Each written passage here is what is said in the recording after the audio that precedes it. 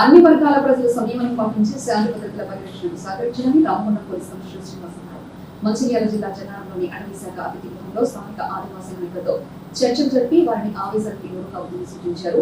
అనంతరం వారితో కలిసి మీడియా సమావేశం నిర్వహించారు. అందరికీ నమస్కారం. ఈరోజు రామగుండం కమిషనరేట్ పరిధిలో జన్నారం పోలీస్ స్టేషన్ పరిధిలో ఇక్కడ క్యాంప్ ఏర్పాటు చేయడం జరిగింది. జనూర్ పోలీస్ స్టేషన్ పరిధిలో గత 2 రోజుల నుంచి జరుగుతున్న హింసాకాండకు సంబంధించి చాలా ఫోర్స్ ఇక్కడ ఆదేశాల మేరకు అక్కడ పంపించడం జరిగింది. దాంట్లో భావించాలని కోరుతూ ఇప్పుడు ఆల్రెడీ సహకరించారు. దానికి మేము చాలా కృతజ్ఞతగా మీకు ఏ సాయం కావాలన్నా, మీ యొక్క గ్రీవియన్స్ ఏదున్నా, మీ యొక్క ఏ బాధ ఉన్నా మీరు రిటర్న్గా ఇవ్వండి. ఆల్రెడీ ఇప్పించారు, నేను గవర్నమెంట్కి పంపిస్తాను.